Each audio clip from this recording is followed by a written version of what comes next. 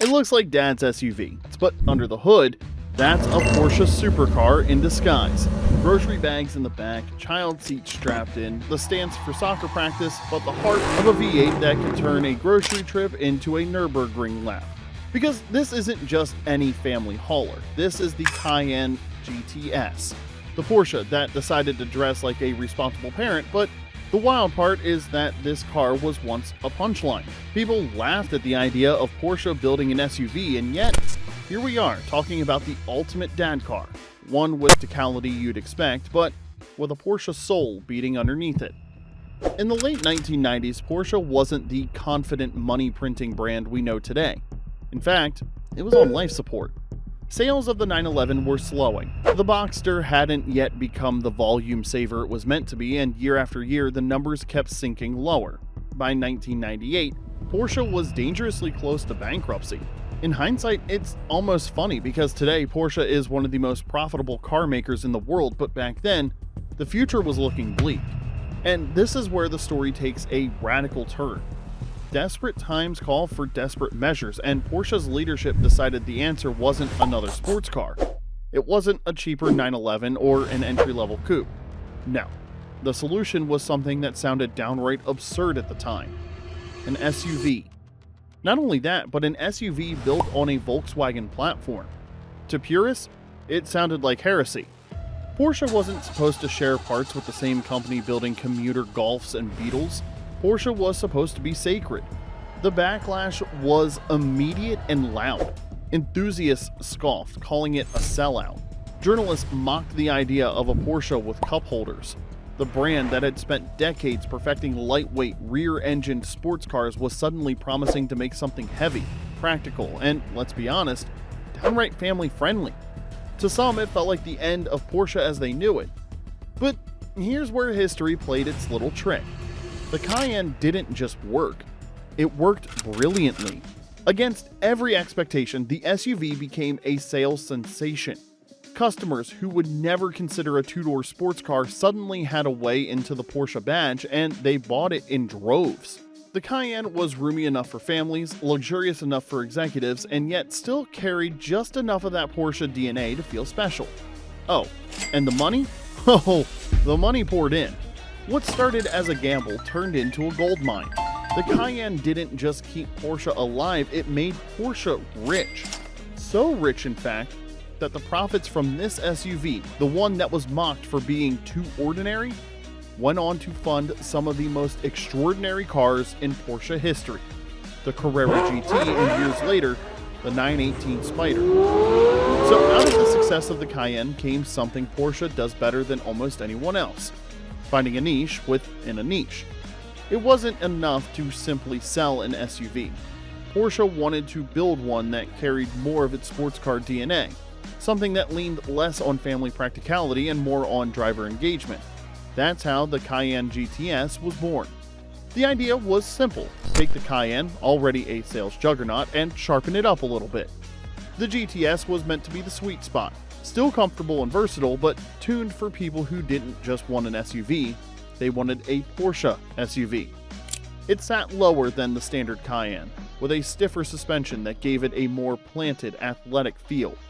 The styling was more aggressive too. Wider haunches, bigger intakes, details that quietly whispered, yes, I do the school run, but also, I will destroy you on a mountain road. And then there was the heart of it all, a naturally aspirated V8. Even back then, that was a special thing, but today it feels almost mythical. Free of turbos, it delivered its power the old-fashioned way, through revs, sound, and sheer character. It wasn't the most powerful Cayenne, not compared to the fire-breathing turbo models, but that wasn't the point. The GTS was about feel. It was the driver's Cayenne, the one that lets you sense the car moving with you, the one that turned even a mundane commute into something you might actually look forward to. In a way, it was Porsche's answer to a very specific kind of buyer. The dad who wanted it all. Room for kids, space for luggage, but still a connection to the Porsche soul without going full turbo excess. It was the Goldilocks formula. Just enough practicality, just enough thrill, and it hit a nerve. The Cayenne GTS became a cult favorite. precisely because it walked that fine line between daily duty and driving passion. Here's the part that still baffles people though. Porsche somehow managed to make a 5,000-pound SUV behave like a sports car. On paper, the Cayenne GTS should have been a lumbering heavyweight, tall, heavy, and about as athletic as a refrigerator on wheels. But Porsche worked their usual magic. The engineering was meticulous. The chassis was tuned to respond more like a coupe than an SUV, with precise steering that felt alive in your hands. The lowered ride height and stiffer suspension from the GTS formula paid off here, giving it a planted stance through corners. Add in Porsche's obsession with fine-tuning, things like torque vectoring, active anti-roll systems, and testing on the Nürburgring itself, and the result was surreal. This wasn't just marketing. Owners quickly discovered that the GTS didn't feel like a compromise. It felt like Porsche had actually rewritten the rulebook for SUVs. Performance numbers backed that up. Depending on the generation, the naturally aspirated V8 pumped out around 400 horsepower, enough to hurl the Cayenne GTS from 0 to 60 in just over 5 seconds. Later turbocharged models would slash that figure even lower. For perspective, that's performance that not long ago was reserved for genuine sports cars. And Porsche wasn't shy about proving it. Nürburgring laps, Autobahn runs, high-speed testing, they wanted the Cayenne GTS to earn its Porsche badge the hard way, through performance. Of course, this didn't exist in a vacuum. The Germans love a good SUV arms race, and rivals like the BMW X5M and Mercedes-AMG GLE 63 came gunning for the same fast family car crown. Those SUVs were quicker in some respects, often with more brute force, but what Porsche consistently offered was finesse. Reviewers noticed it immediately.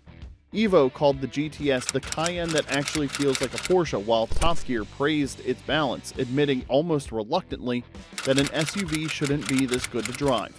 Car and Driver summed it up neatly. Cup holders and climate controls aside, the Cayenne GTS drives like a Porsche first and an SUV second. And that's really the magic trick. The GTS isn't pretending to be something it's not. You still get the leather seats, the heated everything, and yes, even the cup holders. But none of that dilutes the essence. Beneath the dad-friendly SUV body is a car engineered with the same obsession that gave us the 911. That's why the Cayenne GTS stands apart. It lets you carry your kids to school, then take the long way home just to remind yourself why you bought a Porsche in the first place. The Cayenne GTS earned its place in history, not just because it was fast, but because of who it was for. On the surface, it was the ultimate family hauler.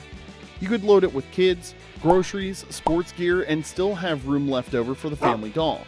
It was practical, reliable, and refined, everything you'd expect from a modern SUV. But then you'd press the start button, hear that V8 clear its throat, and that whole personality would change. Suddenly, the school run became a sprint stage. Soccer practice in the morning, Autobahn missile at night. The Cayenne GTS was a car that lived a double life, and it did both parts convincingly. That's what owners fell in love with. They described it as 911 energy with family practicality. A Porsche you could justify to your spouse because it had 4 doors, yet one that secretly scratched the itch for something a little bit wilder. It was indulgence disguised as responsibility, which, let's be honest, is exactly the kind of loophole every dad dreams of finding. Reviewers picked up on the same theme. Some called it the SUV that makes dads feel 25 again, a car that reminded you of what driving used to feel like before the mortgage and the minivan. Others noted that it didn't just perform well for an SUV, it performed well, period. And that contrast is why the GTS developed such a cult following. It wasn't just another performance SUV, it was the rare machine that let you be 2 people at once. The responsible parent keeping life together and the reckless driver who still wanted to feel alive behind the wheel. That duality is what made the Cayenne GTS more than a niche trim level. It made it a cultural phenomenon. In the end, the Cayenne GTS didn't just win over buyers, it silenced the critics. What was once mocked as a betrayal of Porsche's DNA became proof that an SUV could still carry a Porsche's soul. The GTS in particular showed the formula worked. It wasn't a watered-down family car, it was a performance machine that just happened to have room for child seats and groceries. And Porsche's gamble didn't just save its own skin, it changed the industry. Once the Cayenne proved that people would happily pay six figures for a fast, luxurious SUV, the rest of the supercar world followed. Without it, we wouldn't have a Lamborghini Urus, a Ferrari Purosangue, an Aston Martin DBX. No, we probably wouldn't. Porsche lit the fuse on a segment that became the arms race of the 21st century. Who could build the most outrageous, overpowered family car? But here's the delicious irony. The very models that once got Porsche accused of selling out are now becoming collectibles. Early Cayenne GTS examples, especially the naturally aspirated V8s, are climbing in value. What was once just the dad's Porsche is now the enthusiast Porsche SUV of choice, a cult icon in its own right. So what started as a survival tactic ended up reshaping the luxury car market and giving Porsche one of its most loyal fan bases. The Cayenne GTS wasn't just a trim level, it was a statement. It proved that a car could be practical and thrilling, mainstream and enthusiast-worthy. Mocked at first, but celebrated in the long run. From soccer fields to the Nürburgring, Cayenne GTS proves that even a dad car can carry a supercar soul. What started as Porsche's survival gamble turned into one of the most influential SUVs of all time. But here's the question. Did Porsche sell out, or did they just reinvent the SUV forever? Drop your take in the comment section below, and if you enjoyed this dive into the ultimate dad car, hit that like button, subscribe for more, and stick around. We've got plenty more stories from the wild side of automotive history coming your way. Thanks for watching, and we'll see you next time.